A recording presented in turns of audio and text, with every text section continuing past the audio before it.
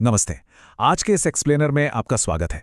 देखिए, आज हम एक बहुत ही दिलचस्प सफ़र पर चलने वाले हैं। एक ऐसा सफ़र जो नेचर के छोटे छोटे माइक्रोस्कोपिक एडेप्टेशन से शुरू होकर ग्लोबल एनवायरनमेंट के बड़े डेटा तक जाएगा। हम बात कर रहे हैं हमारी पृथ्वी के इस बेहद नाजुक संतुलन की, और हाँ, उस संतुलन को बचाने के लिए जो एक वैश्विक दौड़ चल रही है उसकी।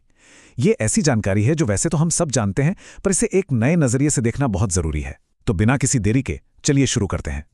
ठीक है, तो फटाफट देख लेते हैं कि इस एक्सप्लेनर का रोड मैप क्या होने वाला है। हम बिल्कुल बेसिक इकोलॉजी यानी टेरेस्ट्रियल इकोसिस्टम से स्टार्ट करके हाई लेवल कंजर्वेशन पॉलिसी तक जाएंगे। सफर में हम अलग अलग फॉरेस्ट बायोम्स, ग्रासलैंड्स और डेजर्ट्स को समझेंगे। फिर हम डिफॉरेस्टेशन और डेजर्टिफिकेशन के संकट पर आएंगे और आखिर में ग्लोबल फॉरेस्ट रेस्टोरेशन की कोशिशों पर बात करेंगे। तो चलिए सबसे पहले बात करते हैं अर्थ्स टेरेस्ट्रियल इकोसिस्टम्स की। आखिर वो कौन से बेसिक रूल्स हैं जो ये तय करते हैं कि जमीन के किस हिस्से पर कौन से पौधे और जानवर सरवाइव कर सकते हैं। अब इस इंफॉर्मेशन को देखिए। ये बहुत ही शानदार तरीके से बताता है कि टेम्परेचर यानी तापमान और मॉइस्चर यानी नमी, ये दोनों कितने क्रूशियल लिमिटिंग फैक्टर्स हैं। यही दो चीजें तय करती हैं कि हमारा बायोस्फीयर अलग अलग बायोम्स में कैसे बनता है, चाहे वो टुंड्रा हो, घने जंगल हो या फिर सूखे रेगिस्तान। आगे बढ़ते हैं हमारे अगले टॉपिक पर, दी डाइवर्स फॉरेस्ट बायोम्स। ठंडे बर्फीले इलाकों से लेकर इक्वेटर तक हमारे जंगल कितने अलग अलग तरीके के होते हैं और वहां जीवित रहने के तरीके कितने एक्सट्रीम हो सकते हैं, ये सच में हैरान करने वाला है। अब देखिए, इन अलग अलग जंगलों का सिस्टम बिल्कुल अलग ढंग से काम करता है। बोरियल फॉरेस्ट यानी कॉनिफरस फॉरेस्ट में मिट्टी बहुत पतली और एसिडिक होती है। ऐसा इसलिए होता है क्योंकि कड़ी ठंड में कॉनिफर नीडल्स बहुत ही धीरे डीकम्पोज होते हैं, जिस वजह से न्यूट्रिएंट्स की हमेशा कमी रहती है। लेकिन इसके बिल्कुल उलट ट्रॉपिकल रेन फॉरेस्ट को देखिए। वहां भारी बारिश से मिट्टी के न्यूट्रिएंट्स जल्दी बह जाते हैं, लेकिन मजेदार बात यह है कि वहां पत्तों का कचरा इतनी तेजी से डीकम्पोज होता है कि वो मिट्टी की इस कमी को तुरंत पूरा कर देता है। और वैसे ट्रॉपिकल सीजनल फॉरेस्ट की बात करें तो वहां वेट और ड्राई मॉनसून पीरियड्स बिल्कुल अलग और क्लियरली डिफाइंड होते हैं। अगर दुनिया के नक्शे पर देखा जाए तो फॉरेस्ट्स लगभग 4.06 बिलियन हेक्टेयर्स को कवर करते हैं। इसका मतलब समझ रहे हैं, हमारी पृथ्वी का पूरा 31% हिस्सा जंगलों से घिरा हुआ है। एक तरह से ये जंगल हमारी पृथ्वी के नेचुरल बैलेंस को बनाए रखने के लिए एक जरूरी एंकर की तरह काम करते हैं। जंगलों से बाहर निकलकर अब जरा उन इकोसिस्टम्स की तरफ चलते हैं जहां बारिश कम होती है, यानी grasslands and harsh deserts, life in the dry zones. Grasslands mainly दो तरह के होते हैं, स्टेप्स और सवानार्स। इनमें सबसे बड़ा अंतर क्या है? वो है चारा यानी फॉरेज का मिलना। स्टेप्स में सिर्फ एक छोटे से वेट सीजन के दौरान ही चारा मिलता है, पर सवानाज में ऐसा नहीं है। वहां वेट सीजन में तो घास उगती ही है, बल्कि ड्राई सीजन में भी उसका एक हिस्सा वापस उगाता है, जो वहां की वाइल्ड लाइफ को साल भर सस्टेन करता है। अब ये डिटेल सच में काफी इंटरेस्टिंग है। अगर हम इंडिया की ग्रासलैंड जोन्स को मैप करें तो पता चलता है कि देश के करीब 13 मिलियन हेक्टेयर जमीन परमानेंट ग्रेजिंग लैंड्स हैं। देश की बहुत बड़ी आबादी और लाइफ स्टॉक इस पर डिपेंड करते हैं। लेकिन चिंता की बात यह है कि इसका एक बहुत बड़ा हिस्सा आज बुरी तरह से डिग्रेडेड स्टेट में है। और अगर थार जैसे हार्श डेजर्ट्स की बात करें, वहां गर्मी झुलसाने वाली और सर्दियां जमाने वाली होती हैं। ऐसी जगहों पर सरवाइव करने के लिए पौधे और जानवर जो एडेप्टेशंस करते हैं ना, वो माइंड ब्लोइंग हैं। कुछ पौधे एफिमेरल्स होते हैं, थोड़ी सी बारिश हुई नहीं कि तेजी से खिलते हैं और फिर जल्दी मर जाते हैं। कुछ की जड़ें जमीन में इतनी गहराई तक जाती हैं कि वहां छिपे अंडरग्राउंड पानी को खींच सकें। फिर सक्यूलेंस भी एक कमाल का तरीका है, जहां पौधे अपने मोटे मोम जैसे पत्तों में पानी स्टोर कर लेते हैं। और जानवर, उनमें से कई नॉक्टर्नल बन जाते हैं।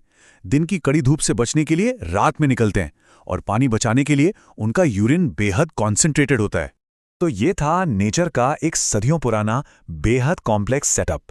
लेकिन एक बड़ा सवाल उठता है यहाँ, क्या होता है जब प्रकृति का ये फ्रैजाइल संतुलन टूट जाता है, खास तौर पर ह्यूमन एक्टिविटीज की वजह से?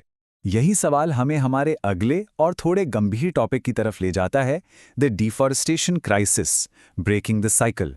आइए न्यूट्रली समझते हैं कि आखिर वो कौन सी ह्यूमन एक्टिविटीज हैं जो ग्लोबली जंगलों को तबाह कर रही हैं। देखिए, जंगलों के खत्म होने का एक बहुत बड़ा और हिस्टोरिकल कारण रहा है शिफ्टिंग कल्टीवेशन यानी झूम खेती। इसमें होता क्या है कि सबसे पहले जमीन के एक हिस्से को साफ करके वहां की वनस्पतियों को जला दिया जाता है, ताकि राख से मिट्टी को पोषण मिले।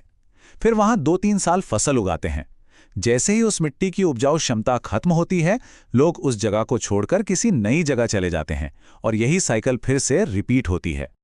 और इन सब का नतीजा क्या निकला, डेटा देखते हैं। 2022 state of the world's forest report के मुताबिक एक बेहद चौंकाने वाला नंबर सामने आया है। 1990 से 2020 के बीच दुनिया ने 420 मिलियन हेक्टेयर्स जंगल खो दिए हैं। 420 मिलियन हेक्टेयर्स, ये फिगर अपने आप में डराने वाला है। सो क्रूशल पॉइंट ये है कि जब जंगलों का ऊपरी पर्दा यानी कैनोपी हट जाता है तो इसके कैस्केडिंग इफेक्ट्स होते हैं। ग्राउंड वाटर लेवल तुरंत गिरता है, पानी तेजी से बहने लगता है, और एक फैक्ट जो शायद आपको हैरान कर दे, डिफॉरेस्टेशन का डायरेक्ट कनेक्शन नई आने वाली इन्फेक्शियस बीमारियों से भी है। डेंगू फीवर और मलेरिया जैसी 15% नई उभरती बीमारियां इन्हीं जंगलों के कटाव से जुड़ी हैं। जंगलों के इस कटाव का अगला और सबसे खतरनाक असर जमीन की क्वालिटी पर होता है। तो अब बढ़ते हैं डेजर्टिफिकेशन एंड डिग्रेडेड लैंड्स पर।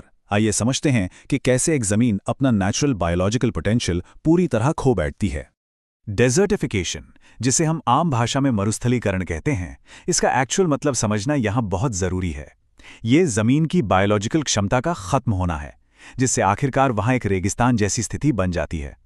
पर ध्यान देने वाली बात यह है कि यह किसी नेचुरल क्लाइमेट चेंज का नतीजा नहीं है। ये कंप्लीटली इंसानी एक्शंस का असर है, जैसे ओवरग्रेजिंग, एक्सट्रीम एग्रीकल्चर और माइनिंग। जरा 2021 के land degradation Atlas of India के इन आंकड़ों पर गौर कीजिए।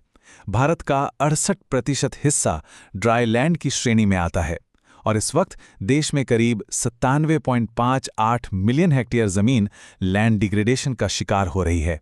यह सच में एक बहुत बड़ा अलार्म है। इन सब परेशान करने वाले आंकड़ों को देखने के बाद चलिए अब वापस थोड़ा मैक्रो लेवल पर चलते हैं। आखिर दुनिया भर में इन थ्रेट्स से लड़ने के लिए हो क्या रहा है? ये है हमारा आखिरी section, global forest restoration efforts, the path forward. देखिए, बायोडायवर्सिटी को वापस लाने और इन खराब हालतों को ठीक करने के लिए ग्लोबल लेवल पर कई संकल्प लिए गए हैं। For example, land degradation neutrality या LDN। UNCOP14 में भारत ने ऑफिशियली ये प्लेज किया है कि वो 2030 तक 26 मिलियन हेक्टेयर्स डिग्रेडेड लैंड को वापस रिस्टोर करेगा। ऐसे कई एफॉरेस्टेशन प्रोग्राम्स चल रहे हैं। इसके अलावा ग्लासगो लीडर्स डिक्लेरेशन में $19 बिलियन का एक मैसिव फंड अलॉट किया गया है। इसका मकसद है डेवलपिंग कंट्रीज की मदद करना ताकि वो 2030 तक फॉरेस्ट लॉस को कंप्लीटली खत्म कर सकें और सस्टेनेबल फॉरेस्ट्री को बढ़ावा दे सकें। लेकिन एक दूसरा एंगल भी है। चलिए देखते हैं कि फ्यूचर में रिसोर्सेज की डिमांड कैसे बिल्ड होने वाली है। सोफो 2022 प्रोजेक्शन के मुताबिक 2017 में annual global natural resource consumption लगभग 92 बिलियन टन्स था, पर प्रोजेक्टेड ग्रोथ देखिए, बढ़ती जनसंख्या और रिसोर्सेज की डिमांड के कारण 2060 तक इसके दुगना होकर 190 बिलियन टन्स तक पहुंचने की उम्मीद है। तो इस पूरे एक्सप्लेनर के बाद हम आते हैं एक आखिरी और बहुत ही गहरे सवाल पर। 2050 तक ग्लोबल आबादी 9.7 बिलियन होने का अनुमान है और रिसोर्सेज की डिमांड एग्जैक्टली डबल हो जाएगी। क्या हमारे वर्तमान फाइनेंशियल और रेस्टोरेशन के जो वादे हैं वो पृथ्वी के इकोसिस्टम्स पर आने वाले इस विशाल दबाव को झेल पाएंगे या हमारी कोशिशें कम पड़ जाएंगी? इस विचार पर जरूर गौर कीजिए, क्योंकि इसका जवाब हमारा आने वाला कल तय करेगा। इस एक्सप्लेनर से जुड़ने के लिए बहुत बहुत धन्यवाद।